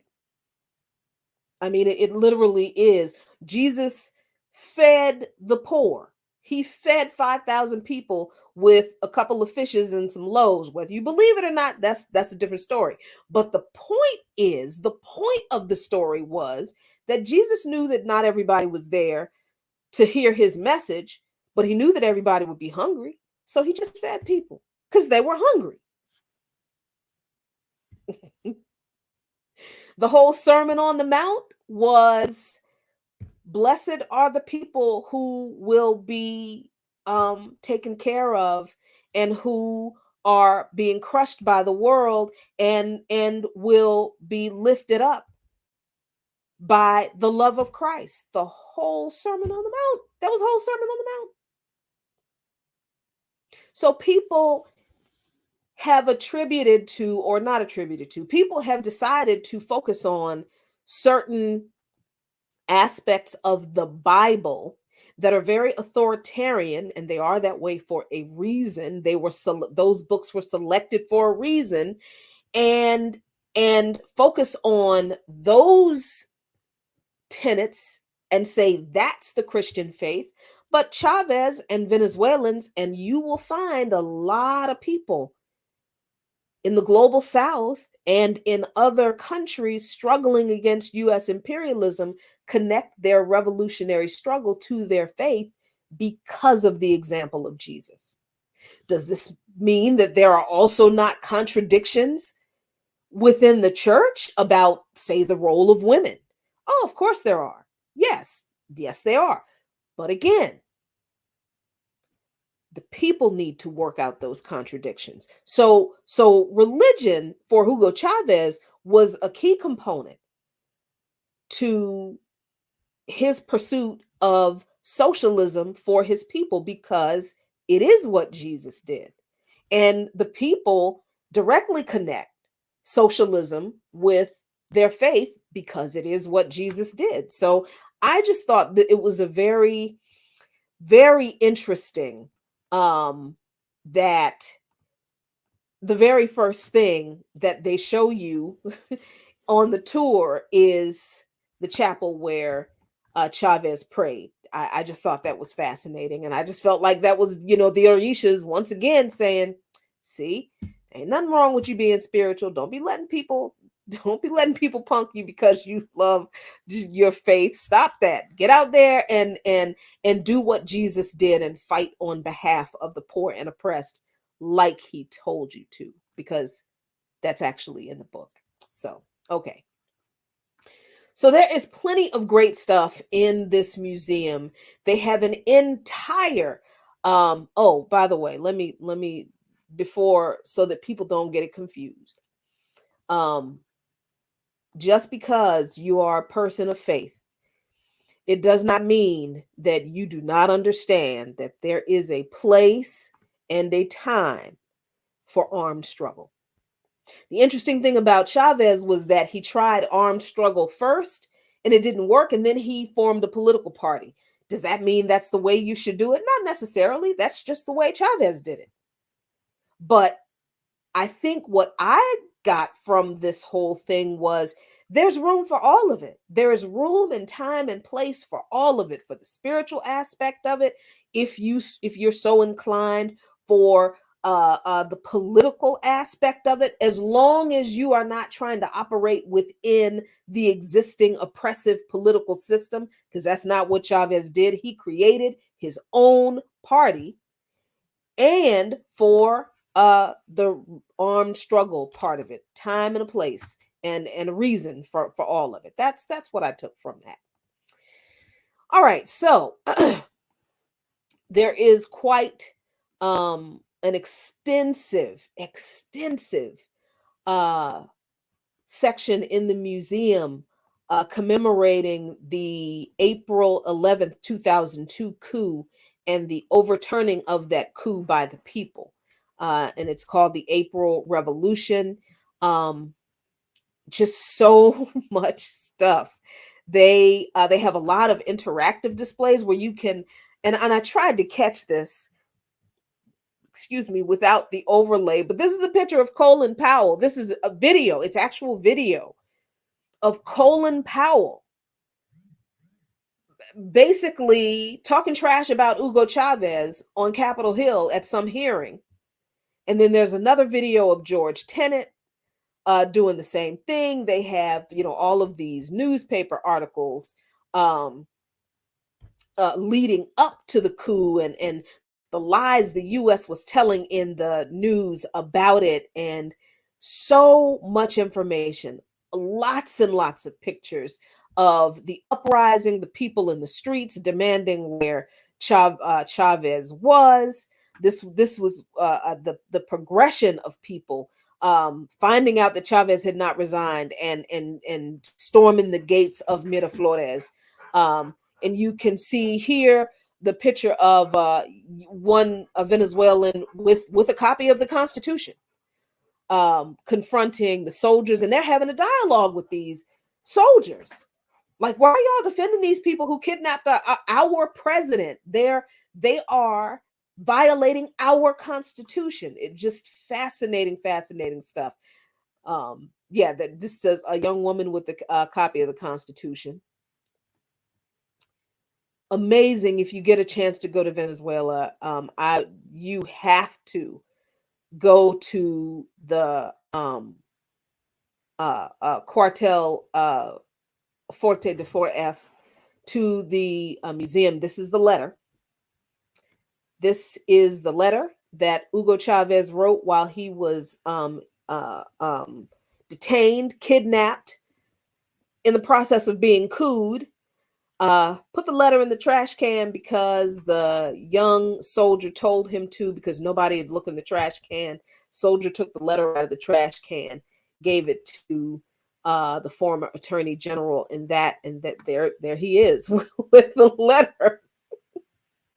And that's how the coup was. That's how the people were alerted to overturn the coup. So that is. Here are some other pictures of let's see, Chavez after he was released after 2 days, because the people showed up at Miraflores and would not leave, so they had to let him go. They do, yeah. I'm serious. They did not play. The people in Venezuela found out that there was a letter that Hugo Chavez wrote that said he didn't. They were like, "Give me a copy." And they went to Miraflores with that letter, like, "Oh, he resigned? Oh, yeah?"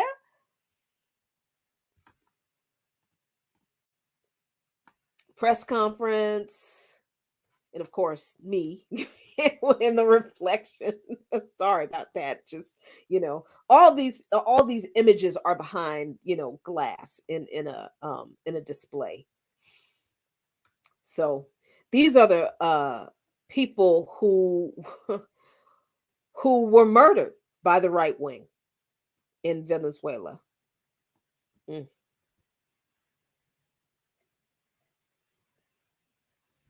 During that coup.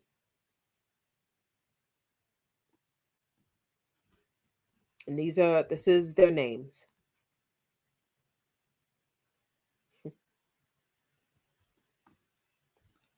So yeah, just really fantastic. That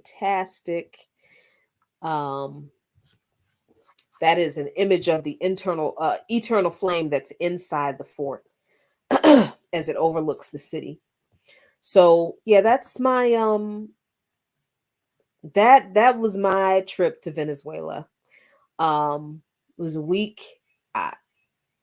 Changed my life, maybe in ways that I can't quite explain. I think that I am much more keenly aware of the importance. This is what I was trying to get. But yeah, I think I'm much more keenly aware of the importance of what we do. And by we, I'm talking about me and Sean and we on Black Power Media, and and even with Lukman Nation, you know, as I'm in this process of realigning my life and reorienting myself after my husband's death just last June. So I'm still in this process of kind of reconfiguring me, my life, and there's this transformation that's going on. I don't know what I'm becoming a new person, and I don't know entirely who or what she will be, but I feel her, you know, emerging, and you know, and I'm letting the process happen, and that's unusual for me because I don't like change. I don't dig it. I don't go along with it. I fight it. But the Orishas told me stop, so I will. And I've been trying very hard to. But this, I think, was a part of that process where, you know, years ago when me and Abda started this thing, I said to him, man, nobody's going to listen to us. Who's going to listen to us? Two Black folks from Southeast DC in Southeast DC, because he was from New Jersey. Ain't nobody going to listen to us talk about politics. And he was like, girl, people get on YouTube and put dresses on their cats. And they do it. He said, why can't we? Why can't we? Why shouldn't we have a platform where two regular Black folks talk about politics from our understanding, from what we know, for people just like us? And as we went along with the process, and he's pushing me out front, and he's really not wanting to be out front, and I'm dragging him along because I don't want to be out front by myself. And I thought he was pretty damn awesome, that he should be heard too. Lukman Nation grew, and he always knew that it would be important. But he never envisioned it as important in a kind of braggadocious, you know, I'm better than you kind of way. But I think he knew, because Abdus was an incredibly spiritual man, incredibly spiritual. I think he knew that there was going to come a time when we were going to be in a position to be able to talk to folks about issues that they were not going to be able to understand or even want to talk about from anybody else. And we were going to be that uniquely kind of regular chick kind of place where you could get that kind of information. And here I am. Without him by my side, yes. But as the Orishas told me, his path was his. And there was nothing I was going to do to change that. I was never going to change his path. But we did cross paths for a reason, and the blessings that came out of it. And Lukman Nation is one of those blessings. We may not ever be as big as a whole bunch of other folks, but the opportunity I just had in Venezuela to experience what I did and to make connections that I have, and then to be able to come back and share them with you, that's priceless. That is priceless. And that is the legacy of Abdul Muhammad Lukman. And that is my job. And I'm damn proud to do it. So, this is the statue that I tried for 3 days to get a halfway decent picture of. And it is of an indigenous woman holding, I don't know what that is she's holding. It looks like a kind of a shell of something, a shell, I guess. But she's riding on, I think that's an anteater. I'm not, I've never seen anything like it.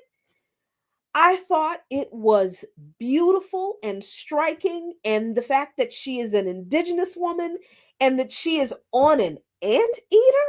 Who makes a statue of an anteater? I don't know if the anteater has some significance in indigenous culture. If you find out that it does, let me know. I would love to know. But I'm going to find out what this statue is, the name of the statue, and try to get you an image of it.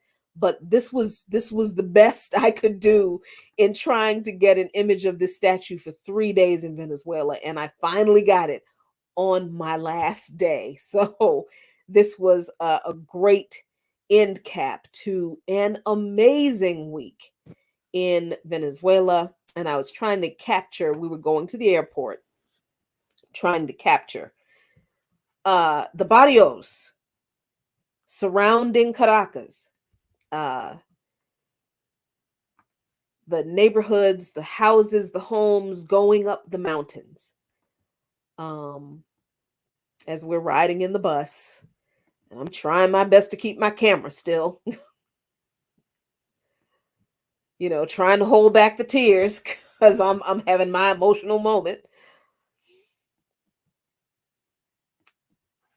And this was another one of the on the way to the airport, another one of the cities, smaller towns out in between Caracas and the airport. So someone says, and I'm going to stop sharing. Someone says that the statue is of Maria Leonza. I got to look that up because I need to know who she is. I need to know who she is and her importance and why an anteater. But hey, thanks so much, y'all, for sticking around with me while I goofed around and showed you what I saw in Venezuela. Because I think that what I saw is important, not just because it was beautiful, not just because it's Venezuela. And I got to see Venezuela with my own eyes, and I wanted to share that with you. But it's important because I got a taste of what state power feels like when state power belongs to the people. That is what we are fighting for. Only more, just más. And we're fighting for more for the Venezuelan people. So we are in solidarity with them, absolutely. And tomorrow, I've got a 6:25 flight from DCA to Miami, and then from Miami on to revolutionary Cuba. And I don't know, man. I just might not come back. But I will be in Cuba for May Day, which is what I put out in the universe. I told the Orishas that that's what I wanted. So look at what has happened. I am so thankful.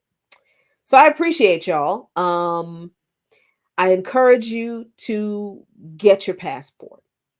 Get a passport and just start planning to go somewhere.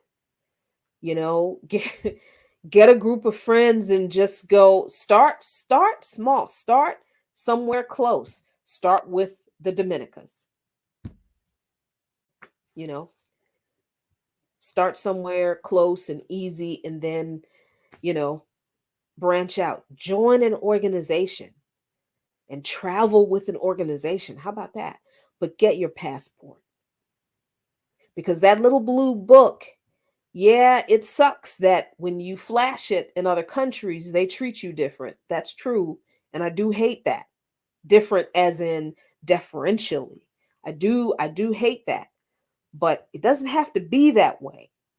When we use that little blue book, we can use that little blue book to build revolution and to strengthen solidarity, to strengthen international solidarity. So let's work on that. Thanks a lot, y'all. I really appreciate you.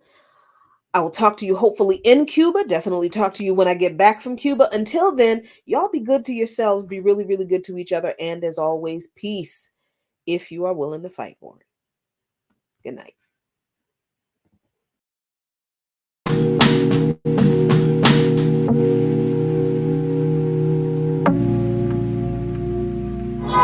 And they are out here throwing up the peace sign like they want something. Yep. I don't understand what they think they want. I need to revise. I did see white people this happy. I gave the example of America and the Allies' defeat over Nazi Germany. But I haven't seen this many white people happy. There was a couple periods in history. One was when Nutella was introduced. And I mean, I haven't seen that many white people happy since Nutella was introduced and marketed and stuff. Because white people love Nutella. They booked the surgery just to pull me out of the basement. Right back where I started, nothing to show for a facelift. Got pushed playing Walter White and Davis, never felt so dangerous. The type of power they can't quantify. And name the best from my region, you gotta utter mine. Think of who really putting on, you never come to mind. Rapping like your Spotify tap, you rappers compromise. Yeah, no need to panic, just paint the canvas. If you can feel the static, you're too close, find your balance. Embed the revolution for their prohibition bandwidth. Blood trickle from the leaders he was planning. I had them all line before I dial up. How they claiming they on top when I'm a mile up. I had them all line before I dial up. How they claiming they on top when I'm a mile up. Boarded that flight to Amsterdam. When my accountant and minus my family found out too and didn't like it. You're not in this alone. What Dale said and I thought he was biased. Then I got a Venmo that said copy the finest. Before my foolishness settled in. Recorded the whole tape before we got to Berlin. This close to giving up and now never again. Don't overlook the work and come expecting to win. In the end, my word, never put nothing over the squad. Got it right up under their nose and try the facade. Off the cliff with broken wings, I'm aware of the odds. Enough faith for us all, I'm the one for the job. Most days, catching sun rays, baby, look like the front page. Overthinking what they might say, have it your way. Yeah, the biggest threat is something they never seen. Dial it up, patch me into the screen. I had them all line before I dial up. How they claiming they on top and I'm a mile up. I had them all line before I dial up. How they claiming they on top and I'm a mile up.